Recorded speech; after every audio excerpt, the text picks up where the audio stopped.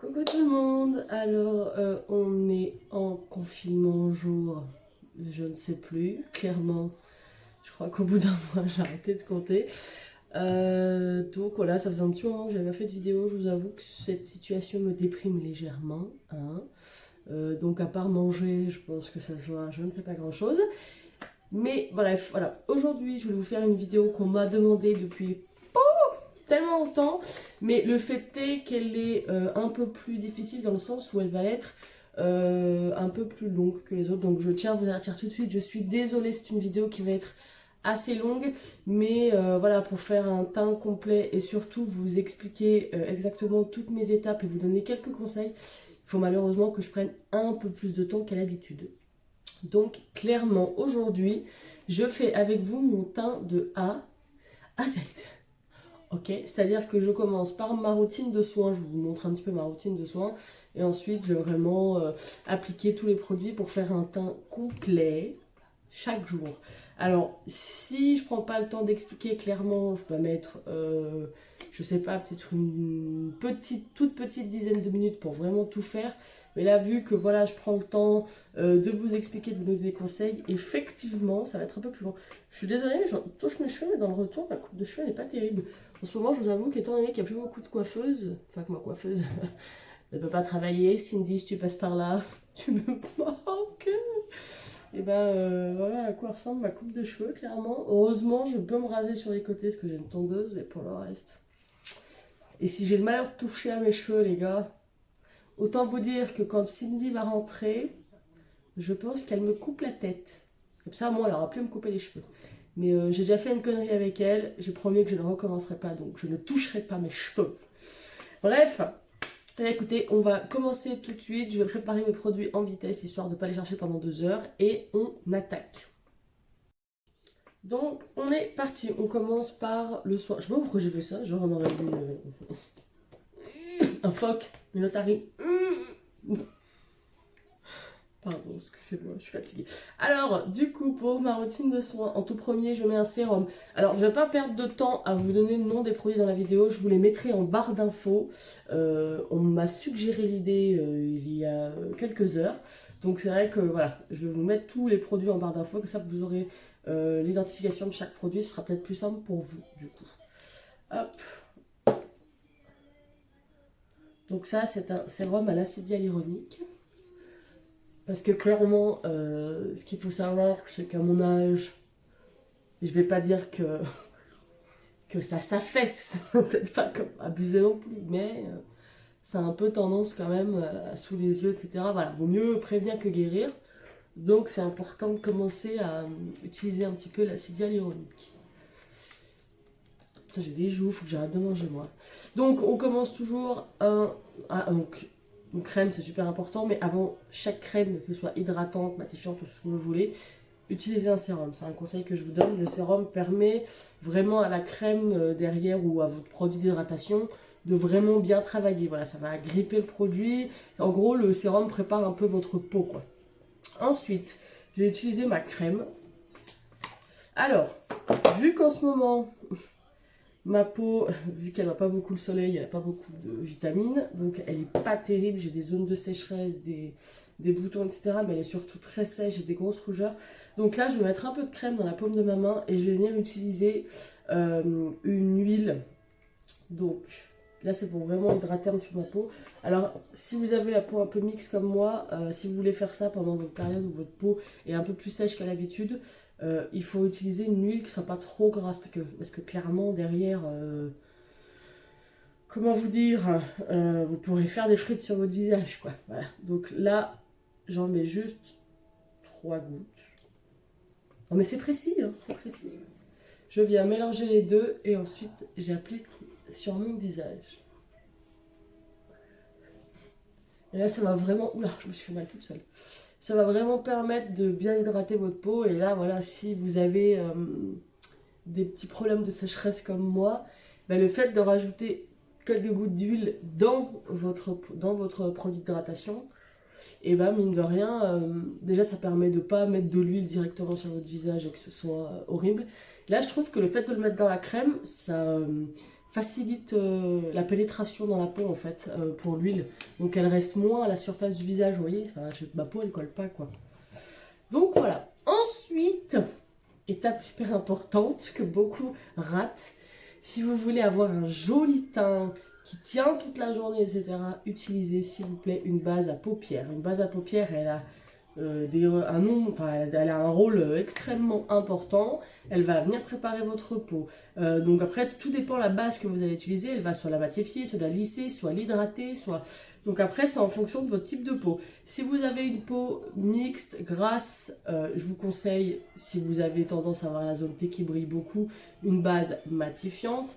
Si à l'inverse, vous avez par exemple une peau à imperfection avec des pores extrêmement dilatés ou des choses comme ça, utilisez... Oula, dis donc. Utilisez une base lissante. Et si vous avez la peau très sèche, dans ce cas-là, il faut utiliser une base hydratante qui va éviter que le fond de teint ne vienne étouffer votre peau et que votre peau ne soit plus hydratée et très sèche. Voilà. Donc après, ça c'est en fonction de votre type de peau. Donc moi, vu que j'ai la peau mixte et qu'en ce moment ma peau elle est vraiment pas au top, je vais utiliser ma base matifiante. J'en ai une autre, celle-ci, qui est une base qui va vraiment unifier un petit peu la peau. Mais là, il faut que le fond de teint agrippe, parce que carrément ma peau en ce moment. Et celle-ci, donc, elle matifie et en plus, elle vient quand même flouter les imperfections. Donc clairement, moi c'est une base que j'adore, celle-ci. Si vous avez une peau mixte comme moi, avec des petites imperfections, des pores dilatés, etc., c'est vraiment une base que je vous conseille. Je vous mettrai son nom en barre d'infos. Alors elle a quand même un coût, je sais qu'elle n'est pas donnée cette base, parce que c'est quand même Herborian, c'est une marque assez chère.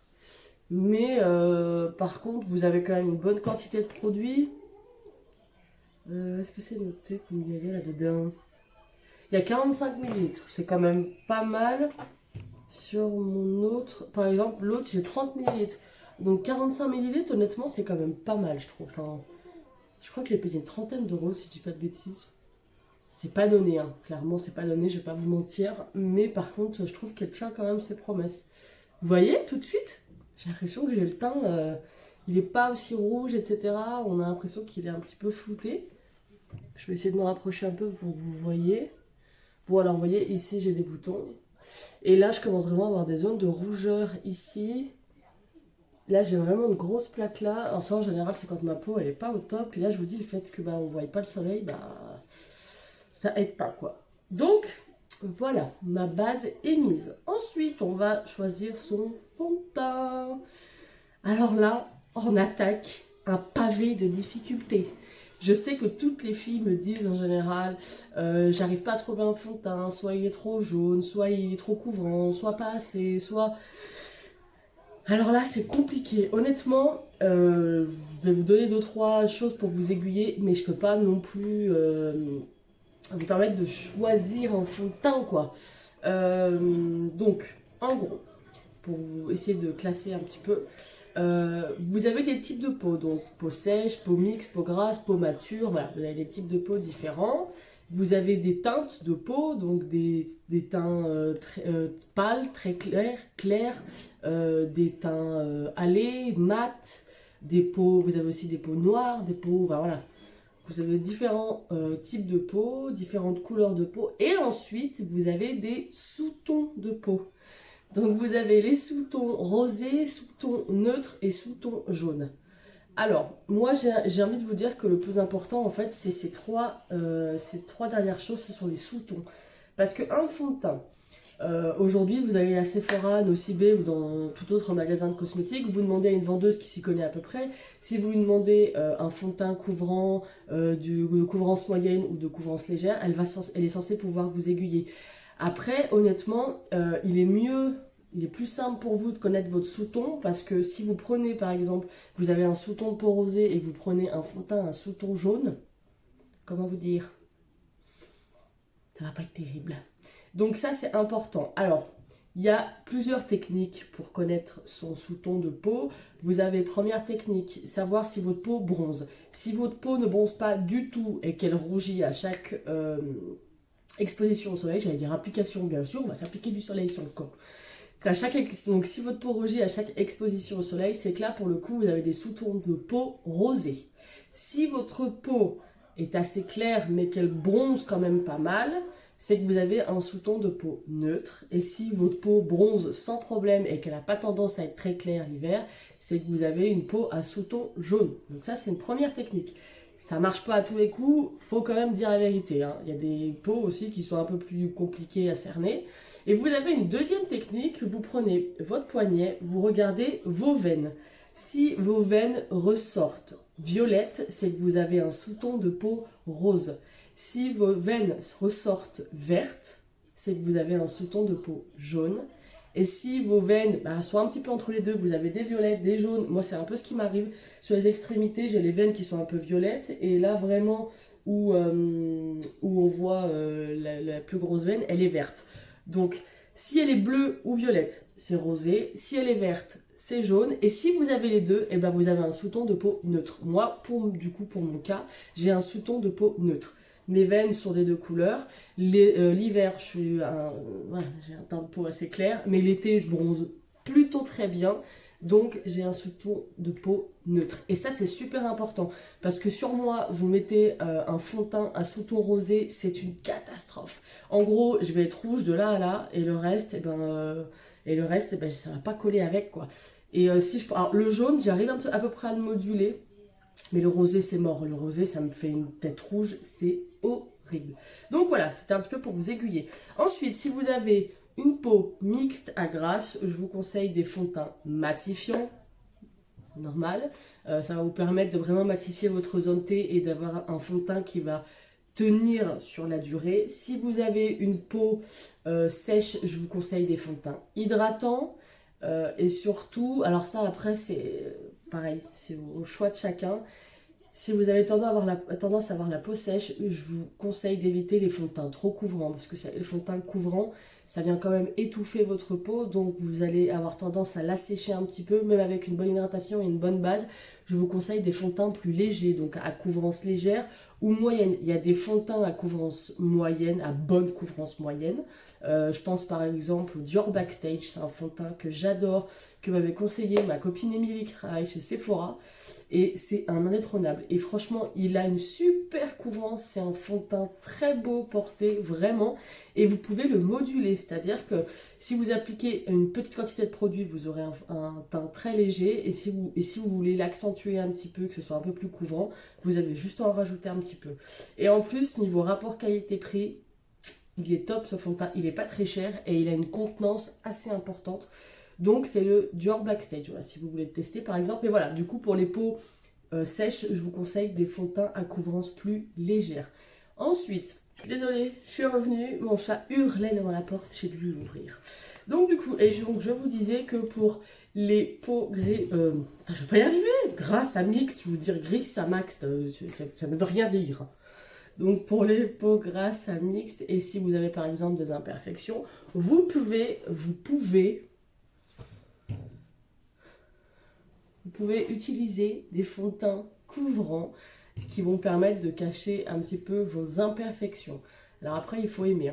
Moi, pour le coup, aujourd'hui, je vais utiliser une nouveauté que j'ai reçue il n'y a pas longtemps. Donc c'est celui de chez Givenchy. Je vous mettrai les références en dessous, ainsi que la teinte que j'utilise. Alors c'est un fond de teint qui coûte très cher, clairement. Je l'ai utilisé qu'une fois, donc là j'avais pas trop vu ce qu'il donnait parce que du coup je m'étais démaquillée assez vite vu que je ne sors pas. Là, vu que je pars aujourd'hui faire les courses, c'est un petit peu la sortie de la semaine. Donc je le teste aujourd'hui avec vous. Donc je viens en mettre des fonds de teint assez épais, comme par exemple celui que j'utilise aujourd'hui. Je vous conseille des éponges et le pinceau pour les fonds de teint un peu plus liquides. En général, c'est un peu comme ça que ça s'applique le mieux. Après, je vous dis, c'est pas un secret universel, quoi. Chacun fait vraiment comme il veut et comme il est plus simple de faire pour lui. Donc moi, je viens de faire à l'éponge. L'éponge, on l'humidifie un peu à un beauty blender, ça ne s'utilise pas sec, d'accord? Il faut le passer sous l'eau, donc vous l'humidifiez bien, histoire qu'il soit bien mou, et ensuite vous l'essorez. Moi, ce que je fais, c'est que je le mets dans ma serviette, et je l'essore dans ma serviette, en fait. Voilà, parce qu'il faut qu'il soit légèrement humide, en fait. Et moi, celui-ci, en fait, Cette éponge, elle a des espèces de picots en velours microfibre, ce qui fait que le fond de teint en fait ne rentre pas dans l'éponge parce que souvent le fond de teint reste dans l'éponge et vous gâchez du produit. Voilà. Alors aujourd'hui, je ne vais pas faire un gros maquillage des yeux, donc je vais en mettre sur ma paupière.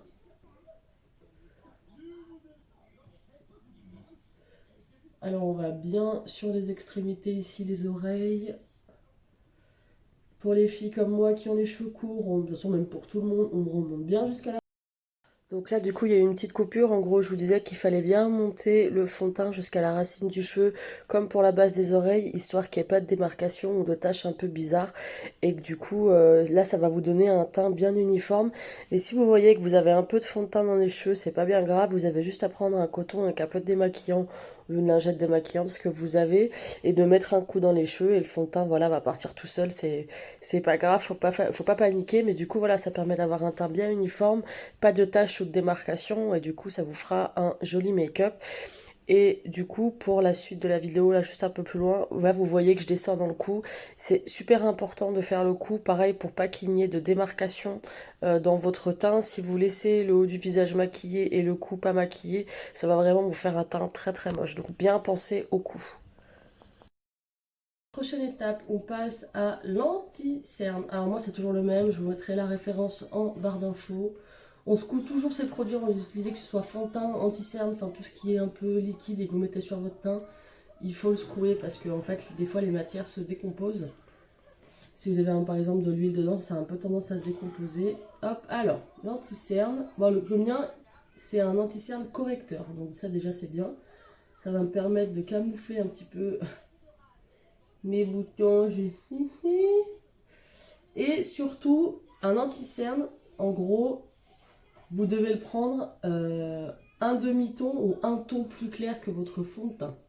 Ce qui va vous permettre, par exemple, vous voyez que j'en ai mis sur le front, j'ai oublié le menton. J'en mets sur le front, le menton et le nez parce que vu que l'anti-cerne est plus clair que mon fond de teint, ça permet d'apporter des points de lumière. Donc autour des yeux, eh ben, forcément ça va cacher les cernes. Sur les boutons, ça va cacher les boutons. Et sur le reste du visage, en fait, c'est pour apporter des points de lumière. Voilà. Alors, c'est pas une obligation hein, de mettre comme je fais. Et là, c'est parce que moi, j'ai l'habitude de charger un petit peu mon teint. Mais ça, si vous voulez pas le faire, vous le faites pas. Si vous voulez juste mettre de l'anti-cerne pour cacher vos cernes, ce sera déjà très bien, quoi. Voilà. Alors, pareil, l'anti-cerne, vous pouvez l'appliquer avec un pinceau. Alors, moi, je sais que j'aime tout faire à l'éponge, donc je fais à l'éponge, mais par exemple moi j'ai des pinceaux, non c'est pas celui-ci, c'est celui-ci, ça c'est un pinceau pour l'anti-cerne, vous pouvez utiliser des pinceaux un peu plus plats par exemple comme celui-ci. Ça après c'est comme je vous dis, c'est en fonction de vos préférences, de vos facilités, c'est vraiment vous qui voyez quoi. Par contre ma peau, franchement en ce moment c'est un peu une catastrophe. Hein. Je vais reprendre mon Beauty Blender pour faire ici. Alors pour le reste de l'anti-cerne, j'utilise mon éponge pour le visage parce que c'est beaucoup plus simple du coup à appliquer. Ensuite, pour éviter que son anti-cerne bouge, on vient le fixer. Alors je vous conseille une poudre libre blanche. Ou alors si vous voulez prendre des colorés, des jaunes par exemple, etc. Vous pouvez parfaitement, hein, c'est en fonction aussi de votre teinte de peau. Moi vu qu'elle est assez claire et j'aime que ce soit assez sobre, je prends une poudre libre blanche. Alors je vous conseille pour d'anti-cerne une poudre libre parce que c'est quand même beaucoup plus léger qu'une poudre compacte. Une poudre compacte, je trouve que sur les cernes, c'est un petit peu ce côté plâtre que j'apprécie pas trop. Donc moi en tout cas, pour mes cernes, j'utilise une poudre libre, pardon. Que là je viens appliquer à l'éponge, mais vous pouvez parfaitement l'appliquer au pinceau. Ça c'est toujours pareil, c'est moi les techniques que j'utilise et les outils que j'utilise, c'est parce que moi, je préfère le faire comme ça. Mais si vous avez une autre façon de le faire, qu'elle vous convient très bien, ne changez pas votre façon de faire. Voilà. Je vous donne des pistes, des idées. Ensuite, avec ce qui reste, je viens en mettre un petit peu sur mon teint.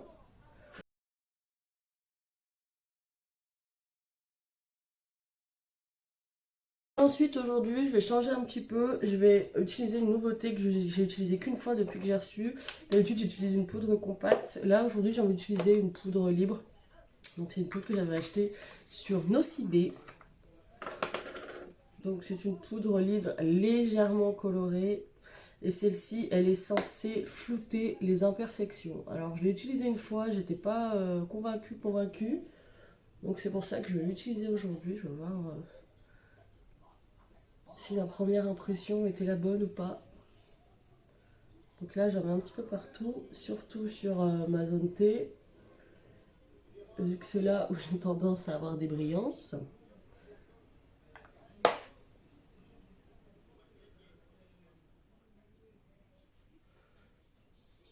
Alors la poudre olive, voilà, donc c'est une poudre qui est extrêmement légère. Donc si vous aimez les teints légers, il vaut mieux utiliser des poudres libres. Vous pouvez aussi utiliser des poudres compactes, comme moi celle-ci de chez Estée Lauder. C'est voilà, c'est vraiment en fonction de vos préférences en fait. Donc voilà, là clairement on a fait l'étape fond de teint et anti-cerne. Donc maintenant on va passer un petit peu, il faut rehausser un petit peu le teint parce que là vous voyez que c'est super fade, c'est uniformisé certes, mais du coup c'est un peu fade. Donc moi je veux venir, j'ai vraiment du mal, hein. Je vais venir faire un léger contouring. Donc pour ceci je vais encore utiliser une nouveauté que j'ai reçue il n'y a pas longtemps, c'est une palette teint de chez Zoeva. À l'intérieur, vous avez un blush, un highlighter et une poudre de contour. Alors, je suis pas fan ni du blush ni de l'highlighter. Apparemment, l'highlighter, il était magnifique, etc. J'aime pas du tout la teinte, j'aime pas la texture, bref. Par contre, pour le coup, beaucoup de gens n'ont pas aimé la poudre de contour. Et ben moi, je l'adore. Donc, je vais utiliser cette poudre de contour. En fait, je l'utilise depuis quoi, une semaine et j'utilise que la poudre. Donc, pour une poudre de contour, vous avez soit des poudres bronzantes, donc des bronzers. Moi par exemple j'ai celui-ci de chez Morphe. Donc un bronzer ça a tendance à être un peu marronné orangé. Voilà. Donc j'ai celui-ci. Est-ce que j'en ai un autre sous la main? Oui, j'en ai un de chez Kiko que j'utilise beaucoup l'été. Bronzer, donc l'été j'aime beaucoup l'utiliser avec un pinceau épais, donc un pinceau à bronzer. Celui-ci vient de chez Sephora, c'était Émilie qui me l'avait donné. Donc c'est un pinceau spécial poudre bronzer. Et donc celui-ci c'est vraiment, là c'est pas pour faire du contouring, c'est vraiment pour venir rehausser le teint, donner un effet bronzé mais avec du bronzer. Pour le contour, déjà je vous conseille des pinceaux plus fins, donc moi je prends un pinceau rond comme ceci, qui vient du kit de chez Sananas, et qui est un pinceau fait pour. Vous pouvez utiliser d'autres pinceaux, c'est que moi j'adore les pinceaux ronds, mais vous pouvez utiliser des pinceaux un peu plus plats comme celui-ci. Vous pouvez utiliser des pinceaux comme celui-ci. C'est un des pinceaux souvent aussi biseautés, les gens aiment bien utiliser. Ça après c'est vraiment en fonction de vos préférences. Mais par contre pour du contouring, je vous conseille de prendre des poudres à contour qui soient ni trop rosées ni trop orangées. Il faut que ce soit limite du taupe un peu quoi. Et ben celle-ci je trouve qu'elle est parfaite. Cette teinte franchement elle est très très belle. Je sais pas pourquoi cette palette elle a fait un flop. Et l'avantage de cette palette et de cette poudre, c'est que la poudre n'est pas très pigmentée. Donc vous pouvez l'estomper très facilement et vous avez peu de chances de vous rater. Donc clairement, pour faire un contour, vous voyez que vous avez ici la pommette. Et ici, donc le bas de la joue. Et vous voyez là, ici, il y a un os. Donc là, vous avez l'os de la pommette et là, vous avez un trou. Et bien en fait, votre contour, il faut venir essayer de le placer à ce niveau-là. Ce qui va permettre en fait d'allonger un peu votre visage. Si vous avez le visage un peu rond comme moi, parce que vous avez trop mangé pendant le confinement, ce qu'on a un peu tous fait, il faut dire la vérité, ça va permettre un petit peu du coup d'amincir le visage. Alors, du coup, comme vous le voyez, il n'est pas très pigmenté. Et donc, il vaut mieux en mettre et ne pas se planter. Plutôt que d'avoir un truc où vous mettez le coup de pinceau, vous vous plantez, et ben après, il faut tout enlever et tout refaire. Vous voyez déjà la différence? Et pourtant, j'en ai mis très peu. Hein. Mais en fait, si vous le fixez au bon endroit, vous allez voir tout de suite, c'est magique, quoi. Alors moi, quand je l'applique, donc déjà, je fais des mouvements circulaires vers le haut. On ne descend jamais un contour parce que du coup, vous n'allez pas du tout avoir l'effet que vous cherchez. Au contraire, vous allez... donc, voilà. Je fais des mouvements circulaires pour que ce soit aérien. Je monte jusqu'ici sur la tempe. Et vraiment, alors, n'appuyez jamais sur votre pinceau quand vous appliquez, que ce soit n'importe quelle poudre en général. enfin quand vous voulez que ce soit aérien, je vous conseille de prendre votre pinceau le plus loin possible des poils. Comme ça, votre geste est très léger. Et ça vous permet de ne pas appuyer sur votre pinceau. Et de ne pas faire de taches, du coup. Hop. On va venir faire la même chose de l'autre côté.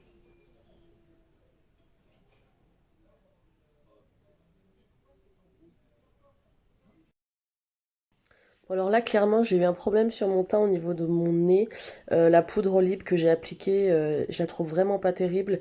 Et du coup, elle est tellement légère qu'elle est partie sur mon nez. Donc là, je suis obligée de remettre un coup d'éponge avec le reste de mon fond de teint pour pouvoir essayer de camoufler le truc. Ensuite, du coup, pour accentuer un petit peu ce contour. Alors, ça reste très léger, moi, ce que je fais, hein. C'est pas vraiment un contouring avec de la poudre où je viens baker, etc. Là, c'est vraiment pour essayer de redessiner un petit peu mon visage. Donc, je prends toujours la même poudre et je viens en appliquer ici au niveau du front.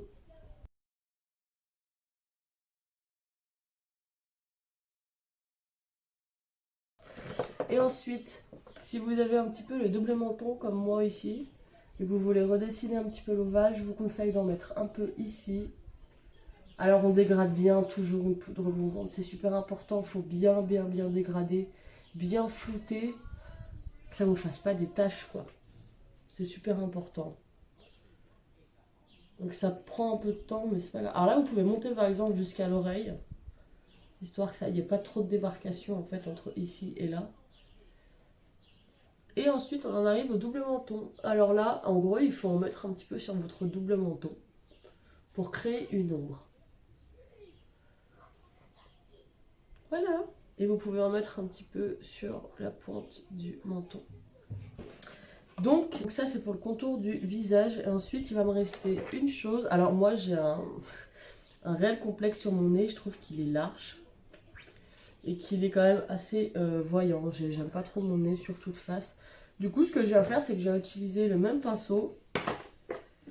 Je viens prendre ma poudre et en fait, j'en mets juste que sur le bout, en fait, sur un côté, sur une face. Et je viens appliquer sur les deux arêtes de mon nez, juste ici. Est-ce que vous voyez la différence? Moi, je la vois. Après, j'espère que vous la verrez à la caméra. Et je fais pareil de l'autre côté. Alors, clairement, je ne me simplifie pas la vie parce que je prends un pinceau épais, hein. Vous pouvez prendre un pinceau beaucoup plus fin. En fait, l'intérêt, c'est de ne pas en mettre trop, pas que ça fasse pareil de taches. Et j'en mets toujours ici sur la pointe de mon nez. Et vous voyez, ça le redessine. Il paraît un peu plus fin. J'en mets un petit peu à ce niveau-là aussi. Et voilà, vous voyez, je trouve que ça amincit énormément mon visage.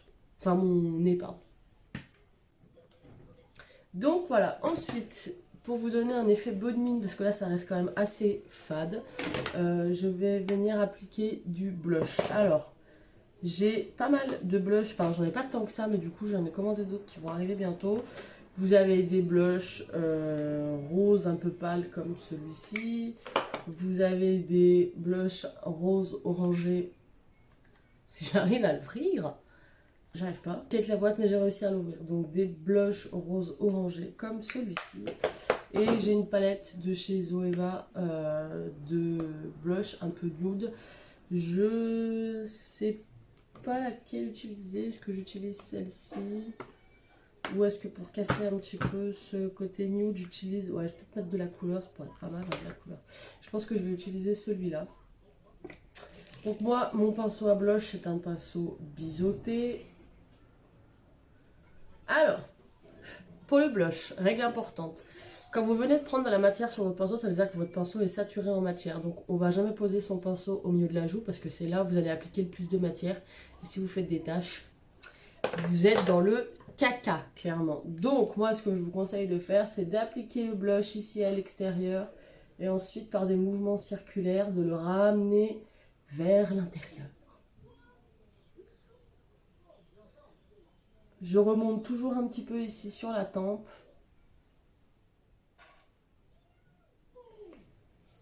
Et voilà.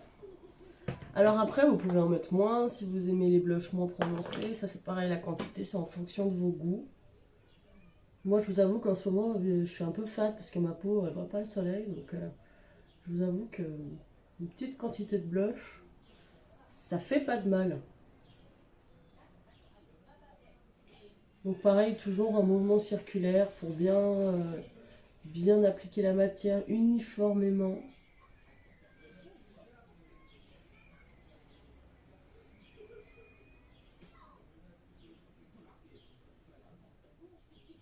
Alors après, il y a des filles qui l'appliquent juste comme ça. Moi, je vous conseille, si vous n'êtes pas trop pro du make-up, si vous débutez par exemple, de le faire un petit peu avec ma technique. Toujours bien appliquer la matière d'abord à l'extérieur et après par mouvement circulaire de la ramener vers l'intérieur. Ça permet quand même d'éviter les bêtises en général. Et ensuite, moi je termine le teint par du highlighter. Donc ça, c'est une étape qui n'est pas obligatoire, clairement, parce qu'il y a des filles qui n'aiment pas le highlighter. Moi, je sais que je trouve qu'un teint sans highlighter, c'est pas un teint qui est fini. Donc, j'utilise toujours du highlighter. Donc là, j'ai une petite nouveauté de chez Morphe, la marque Morphe. Donc, c'est une palette de highlighter. J'arrive pas à ouvrir aujourd'hui. Donc, c'est une palette de highlighter dans les tons chauds. Je sais pas si j'utilise un de cette palette aujourd'hui. Si, peut-être. Je pense que je vais venir utiliser la couleur extra juste ici. Elle m'a l'air sympa. Sinon, moi j'ai mon highlighter préféré de chez Too Faced. Donc c'est celui-ci, toujours le même. Je pense que je vais utiliser celui-ci, ouais. Pour changer un peu. Alors, moi le highlighter, je l'applique avec ce genre de pinceau. Ça après c'est pareil en fonction de vos préférences. Mais en général, ces pinceaux-là, c'est un peu les pinceaux type highlighter. Donc ça permet vraiment une bonne application. Vous en avez d'autres, hein, mais moi j'ai celui-ci, donc j'utilise celui-là. J'en ai commandé un autre qui va arriver. Je suis en train de voir là dans le retour caméra que mon blush est quand même pas mal là. Donc si vous voulez estomper encore un peu et flouter, vous reprenez votre gros pinceau qui vous a servi à poudrer votre teint et vous pouvez venir encore enlever le surplus en fait. Voilà, c'est mieux. Je sais pas si vous allez voir une différence, mais moi je la vois. Ensuite, pour le highlighter, moi j'aime l'highlighter très flashy, donc si je l'applique comme ça avec un pinceau sec, je trouve que c'est pas assez. Je dois en remettre des couches et des couches et des couches, et c'est pas vraiment ce que j'aime. Moi j'aime un highlighter qui a un petit côté humide, je sais pas si vous voyez ce que je veux dire. Du coup, ce que je fais, c'est que je prends un spray fixant de chez Sephora, celui-ci, et je viens mettre du spray sur mon pinceau, un highlighter. Ensuite, je viens prendre mon highlighter. Prendre un miroir, c'est quand même mieux. Et le highlighter, je viens le déposer juste ici. Vous voyez où est-ce que je l'applique ou pas du tout? C'est vraiment en fait entre mon anti-cerne et un petit peu, ça empiète un petit peu sur le blush. Voilà, moi c'est ici que j'aime le mettre. Il y a des filles qui le mettent un peu plus bas, des fois un peu plus haut. Enfin, ça dépend un petit peu en fait de chacune. Pas si humide, attention. Ah, voilà. Et en fait, le highlighter, ça va vraiment venir apporter ce côté lumineux au visage et, et assez naturel. Enfin, ça dépend de la quantité que vous en mettez. Et là, pour le coup, c'est pas forcément très naturel, parce qu'on voit quand même que j'en ai mis une certaine quantité. Mais si vous n'humidifiez pas votre pinceau, ça fera beaucoup plus naturel, quoi. Voilà. Après, ça c'est pareil, c'est en fonction de vos goûts, de ce que vous aimez. Voilà.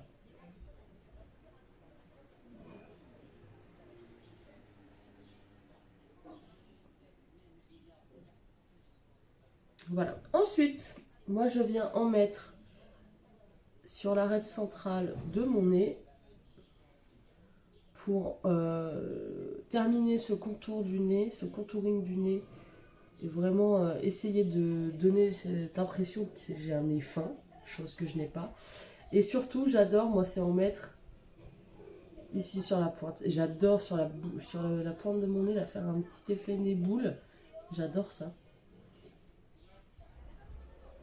Et vous pouvez aussi en mettre juste ici, là, au niveau du sommet de votre lèvre.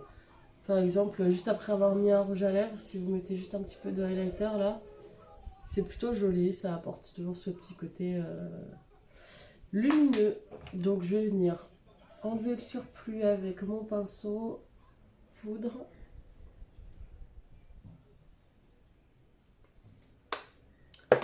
Et voilà, j'ai fini mon teint. Donc je vais terminer de me maquiller et je reviens du coup pour terminer la vidéo avec vous. Et voilà, du coup, j'ai terminé mon maquillage et donc terminé cette vidéo. Donc, je me répète encore une fois, je suis vraiment désolée, elle va être assez longue. Mais voilà, comme je vous ai dit, j'ai essayé de vous expliquer tout au long de mes étapes et de vous aiguiller un petit peu aussi sur les produits ou comment les appliquer, etc. Donc, c'est vrai que mine de rien, ça prend quand même un peu de temps. Moi, quand je le fais toute seule chez moi, j'en ai même pas pour 10 minutes. Donc voilà, donc c'est vrai que la vidéo est un peu longue, en tout cas j'espère que ça vous aura plu. Je sais que c'est un thème de vidéo qui m'a souvent été demandé, donc voilà, je voulais absolument la faire parce que je sais que ça pourra aider beaucoup de personnes, parce que c'est vrai que quand on sait pas faire, maquiller son teint, ça peut être relativement difficile. Donc voilà, en tout cas j'espère que je vous reverrai assez vite, je sais plus parler. J'espère pouvoir faire une vidéo assez vite. J'essaye de trouver des thèmes. J'aurais bien voulu vous faire une vidéo nouveauté parce que j'ai reçu pas mal de choses et j'ai encore des choses qui doivent arriver. Qui dit confinement dit temps de livraison extrêmement allongé. Donc voilà, aujourd'hui j'ai fait un maquillage assez neutre, assez nude. Bah voilà, pour aller faire les courses, clairement, me démaquiller quand je vais rentrer. Je voulais pas non plus faire un truc extravagant. Donc voilà. En tout cas, je vous dis à très vite et puis je vous souhaite bon courage pour ce confinement. Je vous fais tout plein de bisous.